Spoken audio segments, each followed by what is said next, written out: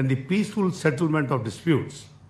This spirit of ISC aligns with Pakistan's commitment to the centrality of the multilateralism in providing a framework for trust building and cooperation, which are essential for lasting peace and development.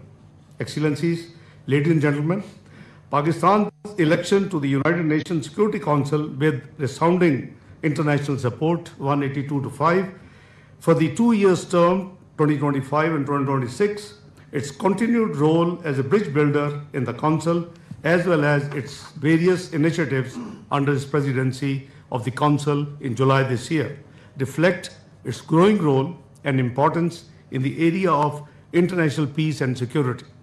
Under Pakistan's presidency, the UN Security Council, which I chaired on Pakistan's behalf, unanimously adopted Resolution 2788 on strengthening mechanism for the peaceful settlement of disputes.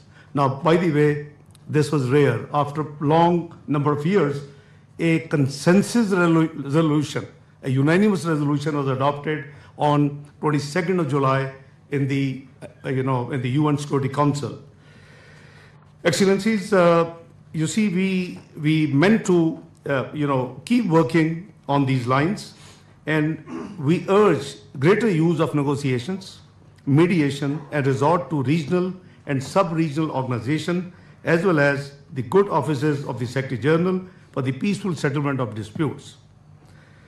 With regard to the development challenges being faced by many developing countries, we also continue to urge the need for addressing the vicious cycle of poverty and rising global inequality by reforming the international financial architecture.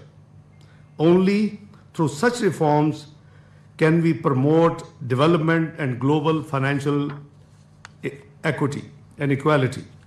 We must also address the threat to millions across the world as a result of climate change.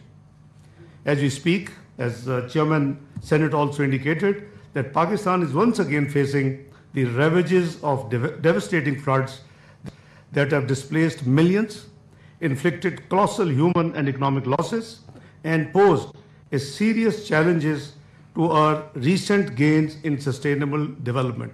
I owe an apology. I was a little late to join this. And in fact, we were having a meeting under the chairmanship of Prime Minister Shehbaz Sharif on the ongoing floods disasters in Pakistan. It is unfortunate that despite contributing less than 1% in the global emissions, Pakistan continues to be among the top 10 hardest hit by climate change. Excellencies, ladies and gentlemen, we refuse to remain passive. Through our leadership in climate diplomacy and strong advocacy for climate justice, Pakistan is helping to shape the global conversation on this topic. We are committed to being a voice for the vulnerable and a driver of collective climate action. At the same time, we recognize that economic resilience is a vital pillar of sustainable development. That is why we are actively positioning Pakistan as an investment-friendly destination. Ladies and gentlemen, Excellencies, wearing multiple hats as Deputy Prime Minister, Foreign Minister, and Leader of the House in the Senate, I have the privilege of seeing both sides of equation, foreign policy on the one hand and parliamentary consensus on the other. I am sure, and I can assure you as well, that when the executive and the legislative pillars work in harmony, meaningful progress follows.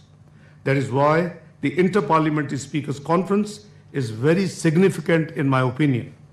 It brings them together and generates the momentum needed for meaningful action. Excellencies, ladies and gentlemen, today's ceremony is only the beginning. The main conference is in November, will bring even more global voices to the table.